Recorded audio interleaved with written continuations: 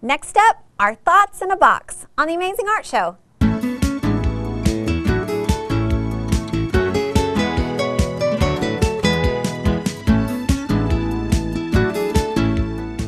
Hi, and welcome to another edition of the Amazing Art Show. I'm your host, Angie Beam, and today I'm really super excited about our project today. Our project today, we're calling it Your Thoughts in a Box. And so we do not need anything too strange or weird for this project. So let me kind of go through what you're going to need. You are going to need a piece of, if you can find it, like a thicker piece of paper would be great. You don't want it quite as thick as like poster board, but you know, like tag board would work all right. Something just a little heavier than just a normal sheet of paper. And you'll need probably 2 sheets of that. And then you also need some kind of a pattern paper. And if mom or dad or grandma or somebody scrapbooks, they might have some scrapbook paper that you could use. But if not, you can print something out off of the internet. I just got today, I thought this one was pretty awesome. But then, I don't know, I'm kind of torn. I'm not sure which one I'm going to use. So you'll need some patterns for your background. And then you're going to need a permanent marker, pencil to draw with, glue, scissors, and some markers. And that's it for our project today. All right, so let's get started. We're actually going to be creating a box. So that's what we're going to start on first, and then we're going to go to what goes inside your box in just a little bit. So what I need for you to do is you're going to take your piece of paper and you want it going vertical. And your first fold, you're just going to fold it over. Mine's kind of dirty, but that's all right. And you want to really mash it down pretty good. And I like to use a marker or straight edge and kind of press it down really well, because then that gives you a really good crease. And then you're going to take the edge and you're going to bring it over to where that center mark is and line things up. And then you're going to press down. Same thing, I'm going to use my marker. You're going to do the same thing on the other side, so I'm going to bring it over. Now you want these to touch or be very close to touching, but whatever you do, do not let them overlap even in the itty-bittiest little way, because it will cause you big problems later. All right, now you're going to open it all back up, and you're basically going to do that same fold again, but you're going to be going horizontal. So you're going to go horizontal or hamburger style, which I hear a lot. Mash that down, and then you're going to do the same thing. You're going to fold in the edge to that center fold line. And you do want to get it as close as you can without crossing it. And then bring this other side over.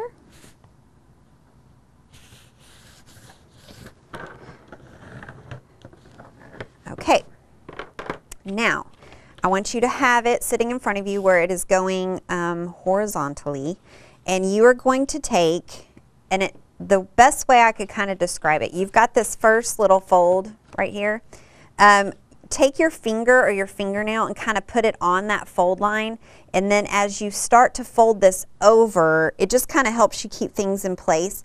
You're going to fold this corner over until it touches that line that you created with that fold. So you don't want to go all the way up to this line where we have been going before, to the center line. We're going to stop before we get there. You're just going to go to the first line that is a fold line. And this starts to get a little tougher because your paper, you're folding lots of pieces over. But you're going to do that on all 4 edges.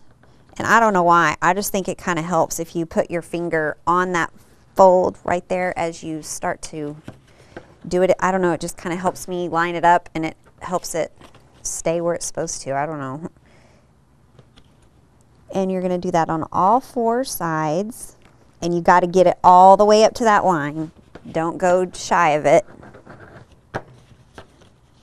And last one.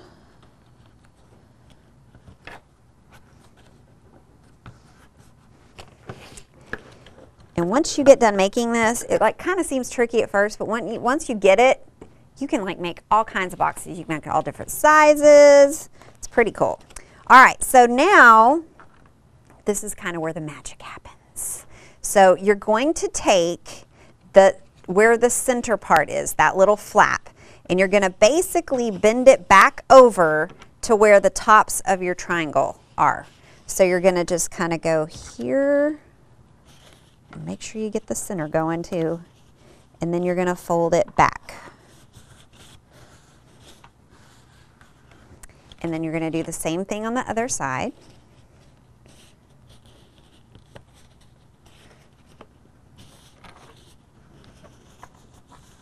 You kind of have to coerce that middle part. It doesn't want to do it. And then I'm going to mash it down really good. All right, now, this is where my kids started taking it and putting it on their head. But this is not a hat. We're going to be making a box.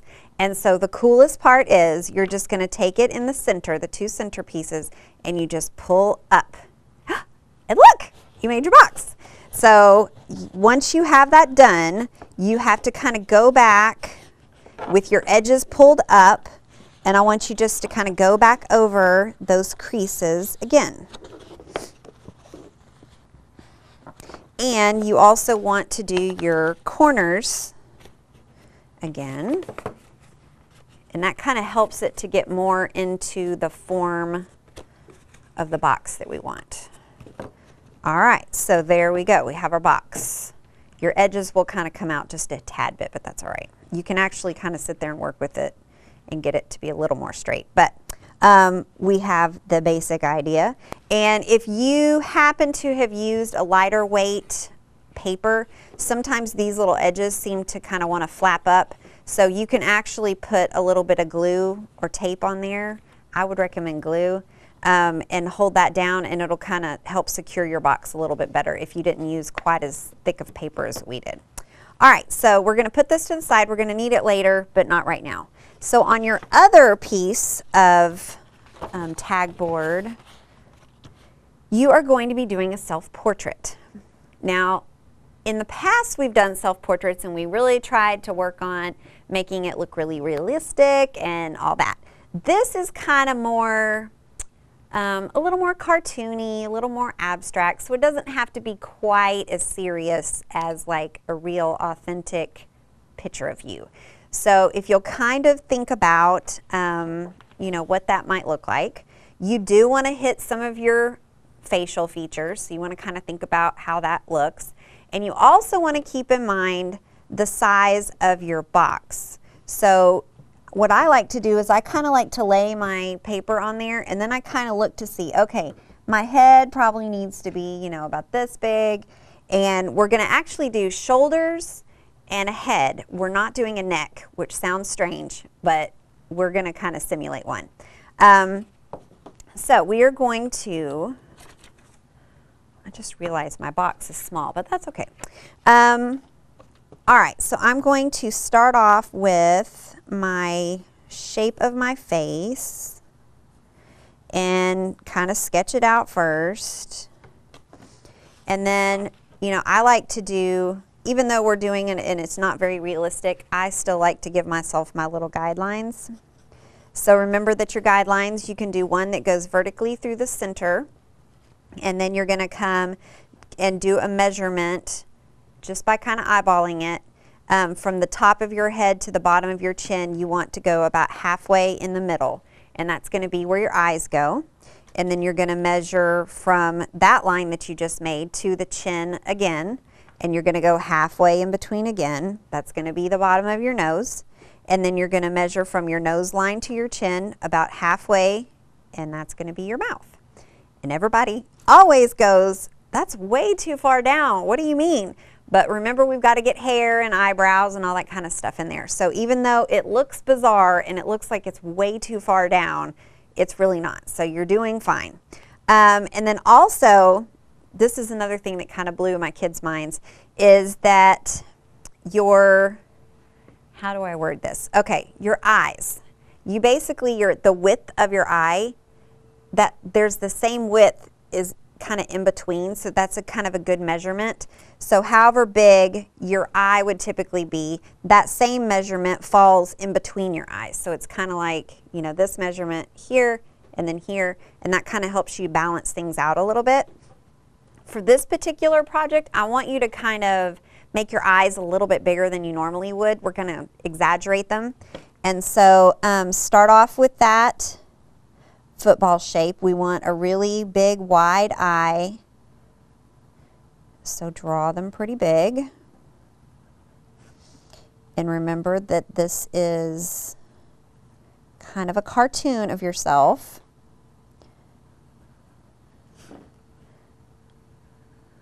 And we want to also do the top lid, and you want the iris, colored part of your eye. And a lot of my kids wanted to know, can you do, you know, like anime eyes? You could definitely, this would be a great project to do that on. And then one of my eyes is bigger than the other. I'm trying to fix it. Okay. I'm also going to go in, and you want to do your pupil. And I'm going to leave part of the pupil open to create like a little reflection in the eye. And then for the hard part, the nose. But keep in mind, we're not doing it too crazy realistic, so I'm actually just going to kind of do a little silly shape that I wouldn't normally do, but I'm going to do it today. And then top lip and bottom lip. And you might want to, you know, you might want to make it look like you're saying something, so you could kind of play with how you want to do that as well. And then for your eyebrow, I want you, instead of doing like individual hairs for your eyebrow, I want you to make it into a shape. And you're going to kind of do the same thing for your hair. So instead of doing all these individual little hairs, you're going to make it like you would see on a cartoon. It's more like a shape. So I'm going to come in and let's see. I look like I'm shocked in my picture. I'm like, but that's okay. Maybe I am shocked. I don't know. I guess it will decide later whenever I get everything colored. We'll look and see, and maybe I need to put some kind of a shocking comment, and that way it'll all make sense. All right, so my hair I'm going to bring down and just kind of make it into some kind of a shape. So I'm going to do that, and then I'm going to come over here. And I'm not doing a neck. Oh boy, that looks weird. Okay, there we go. Now, I want to go back. My little registration marks that I made, those get erased. And remember how I told you we are not doing a neck because of the way we're going to be hanging these. We're going to make, basically the head and the body are going to have little pieces of paper behind them that will make them stick out from the box. So it's going to be three-dimensional looking. And then I don't need this line anymore, so I'm going to go ahead and get rid of that as well. All right. And so at this point, I am ready to outline everything. I'm still laughing at how shocked I look on this. And I would use, if at all possible, a really fine tip marker works a whole lot better, especially on small little details like your eyes. So kind of keep in mind, you know, try, if you can't get a big marker, make your eye even bigger than you normally would. And then I'm going to fill in the eye here. And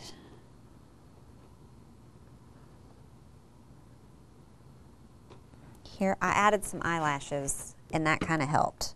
I don't look quite so startled.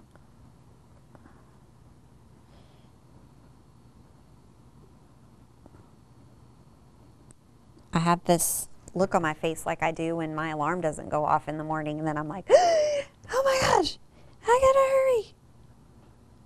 That's never good. All right. So I'm going to keep outlining, and I've actually got one that I've already outlined, so I'm going to slide this one over, and I've got this one, and I've got little sketches over here. Just ignore it. Don't worry about it. Okay, so the next thing that I want for you to do, we talked about your head shape, but we didn't talk about, I told you earlier we were going to do shoulders, but I didn't explain it to you, so let me explain that to you. Your shoulders need to be as wide as your box is wide. So look, I like to kind of just lay my box down on my paper, and then I just put some little marks, and that lets me know where I need to stay between. And basically you're doing like the most simple kind of shape. It's just like kind of like half of an oval. Goes over. That's it. So we're not getting like super technical with this. And you're going to outline that as well. This one does not have to be with the super fine marker. However, I do want you to add some kind of a pattern. So think about what you might like to add. I'm going to do some stripes, which probably means that now I'm going to have to go with that awesome checkerboard, because that would just be way too many stripes. And I'm actually going to come in, and just to add some interest, I'm going to do some other little vertical lines. They go through here. And then the next part that you're going to be doing is you're going to add color. But we're not going to be adding color to everything. What I need for you to do is you're going to be adding color to your shirt. You're going to add color to your hair, eyes, eyebrows, and lips if you want. You don't have to do lips, but if you would like to, you can. So let's get going on that. And because I'm using markers, and they're just kind of your very basic markers, and we're making it look cartoonish, you're not going to nail your hair color perfectly, but get as close as you can. And I saw a lot of people grabbing a black marker for hair. And even though there are lots of people that have very dark brown hair, it's very rare to have like totally black hair. So kind of think about that before you start coloring in the whole thing black. And I did come in on mine and kind of add some lines on my hair. Just a couple, not all of the individual little hairs, but just a couple. And you can do the same thing. I also picked a couple places where I kind of created like some shadows, places in my hair where maybe it's kind of separated, so it creates a little shadow. My marker's acting up. There we go, that's better. And so I'm going to finish doing hair. And I'm going to also do, there was a lot of controversy about eyebrows. You can do your eyebrows blonde if you want. My eyebrows are a little bit darker, but I kind of still want them to match. So I think I'm going to do a little bit of blonde, and then I'm going to do a little bit of brown, just a little bitty bit. So I'm just going to put a little bit in there. All right, and then eyes. My eyes are green, so I'm going to color in my eyes. And remember, with your marker, when you were outlining everything, go ahead and fill in your pupil while you have that green, while you have the black marker. That way you don't have to come back and do it later. And this green marker has seen better days. All right. Okay, and then I think I'm going to do lips.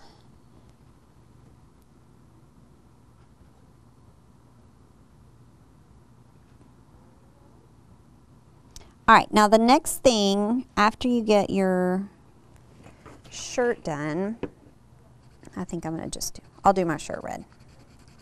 I already have that marker. We'll just roll with that.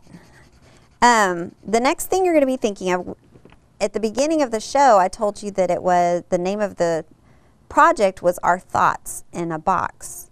So what we're going to be doing next is I want you to create a word bubble for your box.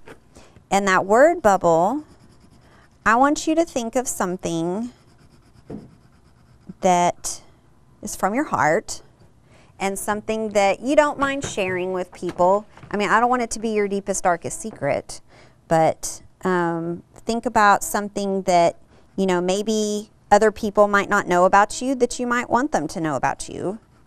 I had one of my students in class said, hey, can I put that I was born in Africa? And I was like, holy cow, yeah, that's an awesome one to put, because, you know, you would never know that he was born in Africa had he not said something. So think of something. Not all of us are born in Africa. Some of us are just born here. But think of something that is significant to you that you want to share with people. Don't put something like, I have blonde hair, because people can already look at you and see that. So try to think of something creative that you can add. And on your word bubble, you kind of want to think about what your phrase that you're going to put down is going to be, because you need to kind of decide how big you might need to make your word bubble. And because we ran into that as a problem. And really quickly, I'm going to do my word bubble here, I think. I'm going to do a little mark there, and then I'm just going to make mine kind of like a little cloud shape. And I do want you to outline with the black marker, and I want this line to show when you cut it out. So if you want to make it darker and thicker than you normally would, then by all means go for it. And I would suggest that you write out in pencil what your thing is that you would like to share. Write it out in pencil, and then go back and outline it with the marker so that it's legible. If you happen to make a mistake or you misspell something, you can go back and fix it. All right, so I think you kind of get the idea there. And let me see, I have to think about what mine is going to be. Oh, I have a good one. This is something you don't know about me, but I'm willing to share. This is kind of a secret. I'm trying to think how I could word this most efficiently so that it will fit in my bubble. And you want best handwriting. Don't have fingerprints on 6 fingers.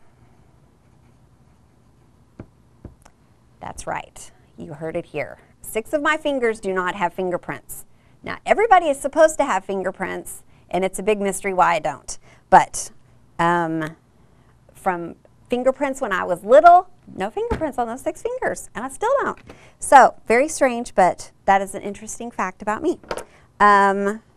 Luckily, I've not gone into a life of crime, and I'm just sticking to the, you know, the straight and narrow.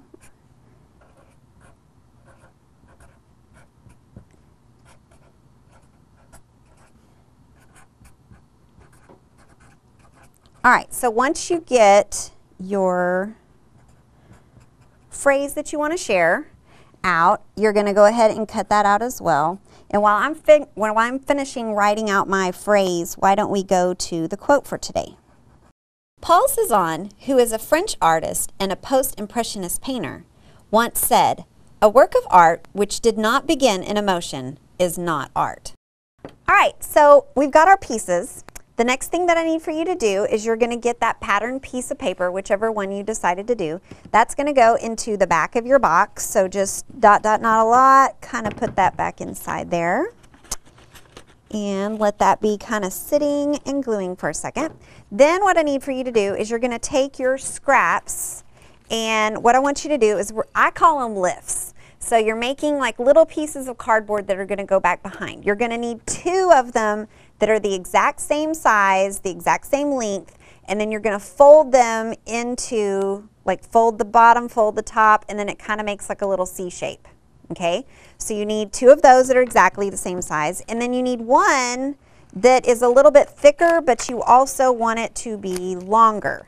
And you're going to do the same kind of a fold, so you're folding it and folding it. It doesn't matter if it's got stuff on it, it's going to be in the back and it won't show anyways. All right, so what you're going to do is you're going to take the longest one and you're going to glue that onto your head, and I would do it kind of towards the top middle area. And glue that on and let it sit a second. And then on the back of your shirt, we're going to glue those on. I think it works out best if you glue it on to where the C shape is facing up, so it's open up instead of being open down. I think it's easier to get your fingers in there and kind of hang on to it. And so go ahead and do 2 of those. And you can actually situate those kind of down towards the bottom edge. And then you're going to put a little bit of glue on the back parts. Come on, glue. Where's the glue? There it is. Okay. And you're going to flip this over. You're going to set it down inside your box. Put your thumbs on the other little tabby part that was sitting up and press down, and you want to press it all the way down to the very bottom edge of your box, so it should sit down at the bottom. Some of my kids were making theirs like float up in midair, and I was like, you're not levitating, it's like we're just getting a shot from here to here. And then next you're going to do your head. The glue really started to work then. All right, now when you put your head on, you don't want it, since we're not doing a neck, you need to situate the head to where it is high enough up that it's not going to be resting way down here, and gravity will kind of take over a little bit. So you want to put it kind of high up because gravity is going to pull it down. And so once you get it where you think you want it, and I kind of do mine up high, and even if it looks like right now, it kind of looks like I don't have a neck, you can actually, once you get it dry, you can actually kind of pull it down a little bit and get it more into the area that you want it to be in. All right? All right, so now the last thing is for your phrase, and that you're just going to put a little dot kind of on the edge of your box, and you're going to put, just kind of lay it down on there, and then you have to just leave it and not touch it. And then if you just really wanted to do something kind of silly, and I did not do this in class, but it just kind of struck me as something fun to do, I decided that I would add Little Miss Minnie Muffin to mine. So, and I probably need to move her up just a little ways, so she will sit straight, right in there.